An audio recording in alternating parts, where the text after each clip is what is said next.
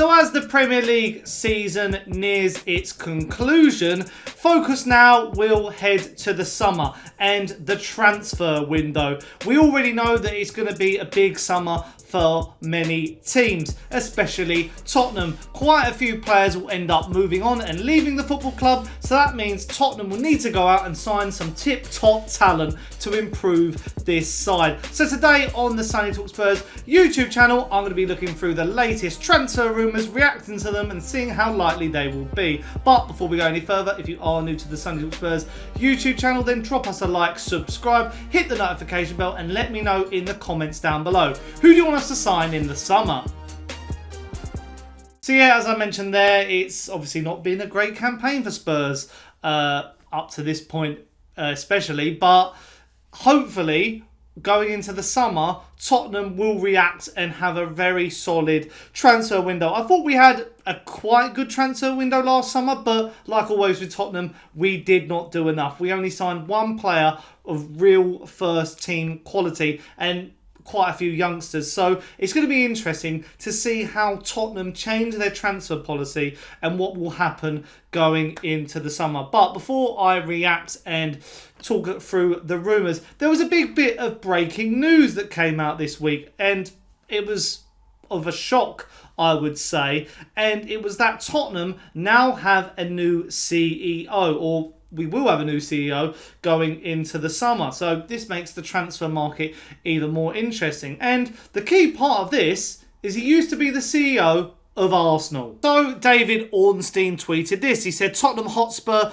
bolster hierarchy by naming Vinai Venkatesham as chief executive. 44-year-old starts in summer with responsibility for all operations on and off pitch. Former Arsenal CEO turned down other major jobs and will be regarded by many as a coup for Tottenham. I saw he actually turned down Newcastle, which you think with the project that Newcastle are currently going through, that would be of, you know, a very big pull for someone. But it looks like, Vinai is going to be coming to Spurs, or he is coming to Spurs.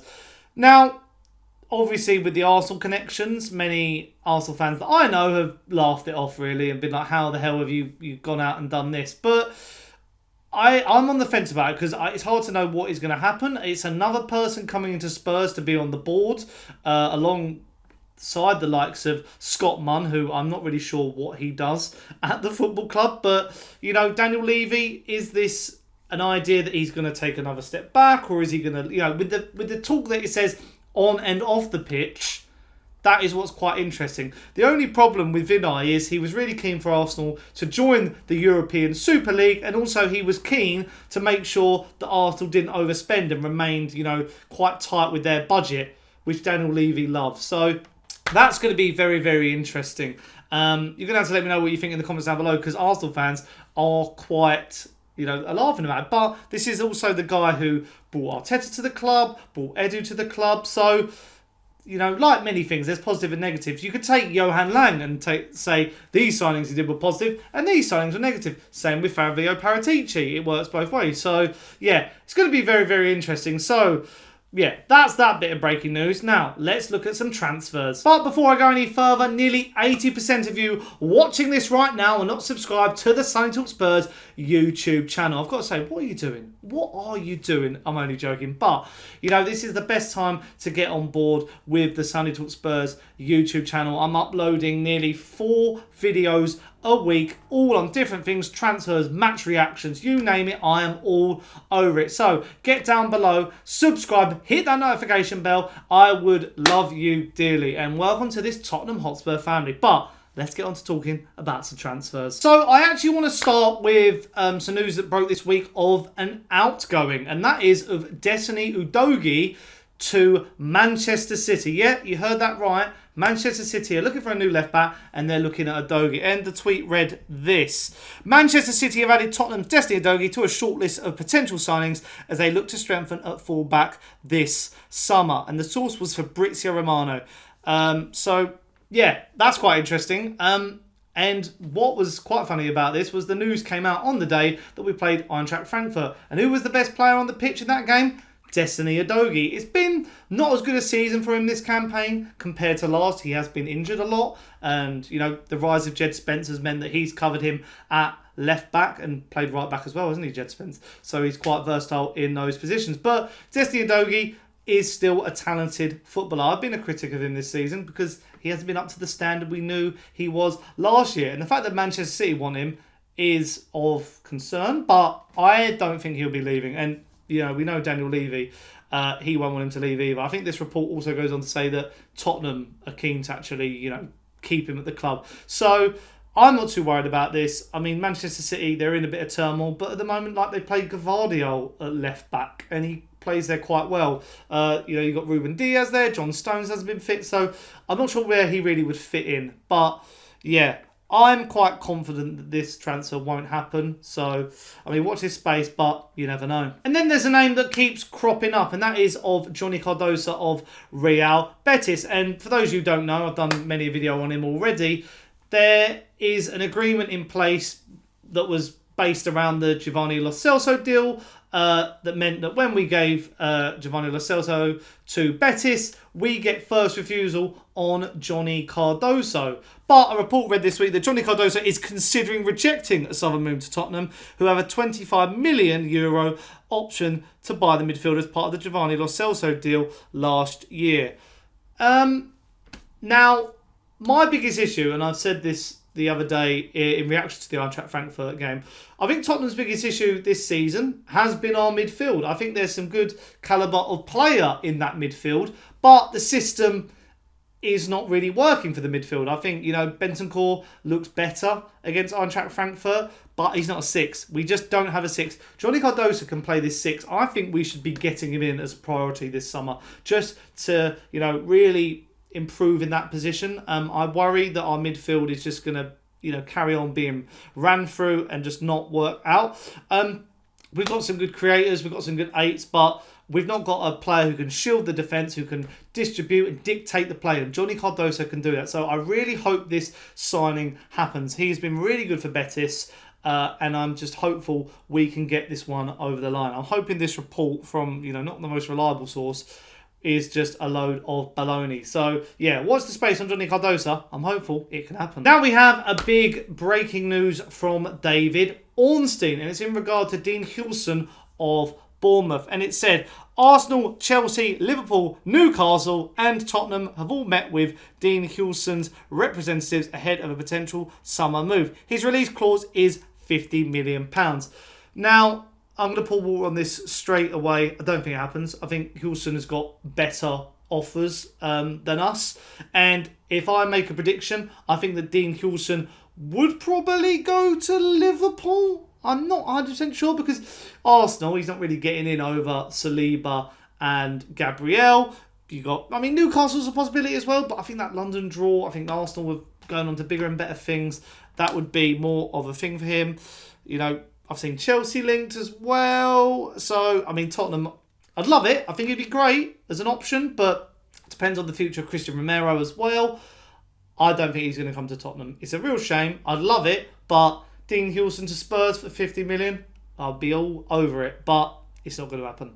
It's a shame. Sticking with Bournemouth, and it's one of their attackers now, and it's Antonio Semenyo, who is getting a lot of interest from multiple clubs this year. And it says Manchester United and Tottenham are ready to complete. And it says Manchester United and Tottenham are ready to compete for the signing of Antoine Semenyo, who is valued by Bournemouth at around £40 million.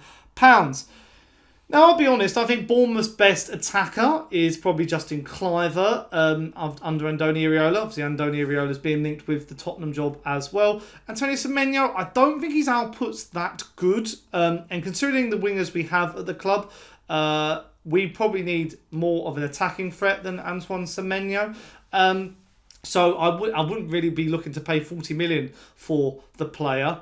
Similar to Tyler Dibling. I think Tyler Dibling's price is just a bit silly. But Antoine Semenyo, I think there's a good player there. I just don't think it's going to really make sense. I think even for Manchester United, I'm not sure if he's that good for them either. But I look at our wingers at the moment. I think that's where we need to bolster. Antoine Semenyo, it's just, there's something there. I'm not sure. I can't put my finger on it. You have to let me know in the comments down below. But I would rather us invest in a player with a bit more, one, potential, and two, who's going to actually, come in straight away and fire on all cylinders. So, Antoine Semenyo, not for me. This is a transfer that doesn't seem to go away. Jobe Bellingham, obviously the younger brother of Jude Bellingham, is being linked with Tottenham as well as a roster of clubs. Chelsea are leading the race to sign Sunderland midfielder Jobe Bellingham ahead of Manchester United, Arsenal, Tottenham, Brighton and Crystal Palace. Again, Jobe Bellingham. Now, I've got a really good friend, Udogie Critchley, who works for Sky Sports, who I also used to work with at Football Daily. But Jobe Bellingham, he has told me that, these clubs, Chelsea, Manchester United, Arsenal, Tottenham, might be a too big a step for him. He thinks he should, if he is to leave, go to the likes of a Crystal Palace or a Brighton. Because of Jude Bellingham, people think he's the same player, and it's not the case. Obviously, for people who don't watch a lot of the Championship, don't watch a lot of Sunderland, Jobe Bellingham, there's a lot of hype there, but I think there are better options, which will probably be actually cheaper, because I think Jobe Bellingham will try and, the price could be a bit staggering just based off a name. So, Jobe Bellingham, not for me. Now, this is a player I would love us to sign. We're looking this season a bit blunt in the forward positions. Dejan Kulusevski's been injured. Hopefully he should return soon for the Frankfurt game. Fingers crossed. James Maddison's been in a bit of inconsistent form. So we are looking for, as I say, a winger, maybe centre forward / attacking midfielder who's going to offer a bit of flair. And this guy was unbelievable against Manchester United from the highlights I saw the other night. And it's Rayan Cherki. Well, however you say it. And Rayan Cherki has a £25 million release clause in his contract with Manchester United and Tottenham, both monitoring the situation closely. I really like this. I really like this signing. I would be all over it. I've said it before. I think he would be a vital player for Spurs. It just offers a little bit more. Apparently, he has got some arrogance and discipline issues, but I think he would be great under any manager who comes into Tottenham. Really like the player. Really hope we're all over this. But again, the source isn't too reliable. But I think a lot of people will be sniffing around Cherki. Manchester United being one of them. But hopefully Tottenham can get something done. This one, I don't really want to say much about it. But Tottenham are considering an attempt to re-sign Noni Madueke from Chelsea. He was at Tottenham's academy between 2014 and 2018. Not for me whatsoever. I don't think he's that good. I think Chelsea's wingers are pretty poor, him and Sancho. Their front line's pretty poor. He hasn't really been starting a lot this season. I just don't think he offers a lot. I think, considering that Chelsea let go of Callum Hudson-Odoi, this is, he's a lot better than Noni Madueke. I think Noni Madueke, he's not really that quick. He's not that skillful. He's not got much end product, goals or assists. I don't like this, and I don't want us to touch him with a barge pole. I wouldn't even know what his value would be, but I think he's a very poor winger. Not for me, this one. Now, this is a good bit of news regarding a player who is currently at Tottenham, and it is Lucas Bergvall. Was unbelievable again for the team against Eintracht Frankfurt, and according to some reports in his native country of Sweden, a new contract for Lucas Bergvall at Tottenham is in the works. I think he's on not a lot of money. When we get youngsters into the club, we don't give them too high wages. But he's been one of the best players of the season. A very good breakout season for him. And I think he deserves it. He, has got a few flaws in his game that need to be ironed out, but it's nothing too concerning for his age. But I think he's absolutely incredible. I love Lucas Bergvall. I think he is definitely, he usurps Papa Matsar in the team as one of the eights.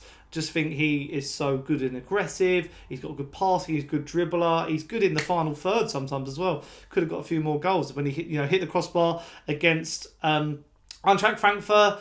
Had a disallowed goal against Southampton annoyingly as well. But yeah, this is a fantastic bit of business by Tottenham for once. Now, this is a transfer that doesn't seem to be going away either, and it's the fact that Jack Grealish being touted with a move to Manchester City out of favour doesn't really feature a lot for them, and there's reports saying that Manchester City would be willing to sell Jack Grealish this summer for a cut price deal. Tottenham have been linked with him in the past, and that's from the Daily Mail.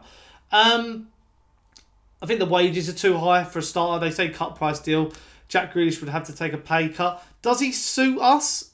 I'm not so sure, especially his current version of him. But the thing is, a lot of people have been saying that Jack Grealish would be a good fit for Tottenham. Darren's a Spurs fan. Hello, Darren. Hi guys. Great show as always. Thanks, Daz. You all right? Yes, thank you. Regarding Jack Grealish, Yeah. I think the best team for him is Spurs because Postecoglou will let him play, and that's what he needs. That's true. He's a manager that just lets him play. Would you take him over Son? I think at the moment I would, because I think Son's not as good as he was, and I think you need someone who's slightly better, and I think Jack Grealish is the man to replace Son. You were close to buying him, weren't you? But Daniel Levy wouldn't budge another £4 million when he was at Villa. Well, it's also to do with the wages, because Daniel Levy won't pay the wages that you need to get certain players. Yeah, I get it. Thanks, yeah, Dan.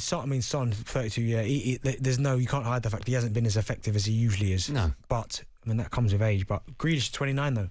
So he's not. You know what I mean? You can still get. He looks an unbelievable nick. But yeah.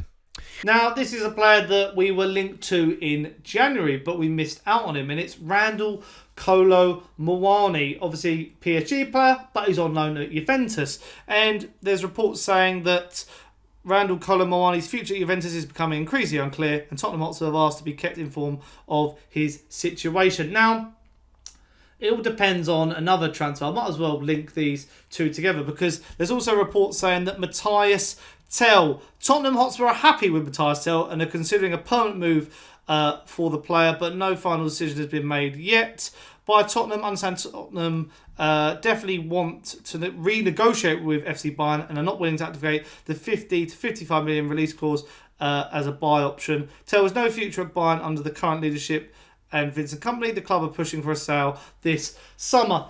Now, I've been a big critic of Matthias Tell. Is he good enough? I'm not so sure. I've not seen enough for him. Is he a winger? Is he a striker? I don't know. Randall Kolo Muani has been okay for Juventus, but it's hard. I feel like there are better options out there than both of them.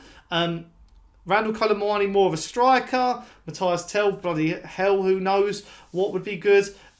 Just really unsure about either of them. I think Matthias Tell, there's a bit more potential with him, I think. If you can get that fee down, then yes. PSG, I think, would want a lot of money for Kolo Muani, but he's on a lot of wages as well. So, yeah, I'm not sure about this one. You're going to have to let me know what you guys think. Another former player linked with a move back to Tottenham is Kyle Walker-Peters, currently at Southampton. Says Tottenham are considering re-signing Southampton defender Kyle Walker-Peters on a free transfer this summer. Now, I would be quite for this as a backup right back option. It means, if we kept Pedro Porro, Destiny Udogie, got Jed Spence, who can play both sides of Kyle Walker-Peters, he'd be a bench option. I quite like this. I hope that we do it. Now, this is a mega transfer. I am really excited at the possibility of this, and it's from Florian Plettenberg as well. And he says Kingsley Coman has already internally expressed his desire to leave this summer, Bayern Munich, that is. Saudi clubs are now taking the matter seriously and are planning a visit to Munich for talks with Bayern. In England, FC Arsenal are currently the most concrete option, especially since Leroy Sané is about to extend his contract with Bayern. Spurs would like to sign Coman, but are currently in a waiting position due to his high salary. It's all down to salaries with Spurs. It makes me sick, but Kingsley Coman, 28 years old, would be a good option. I do really like the idea of this. I would love us to sign Kingsley Coman. Just as I say, I think our wingers are a big issue. I think a winger is really important. I think wingers important. I think a midfielder is important. And just some more, desire to improve that first team who have struggled this season. And Kingsley Coman has pedigree. He is a good player.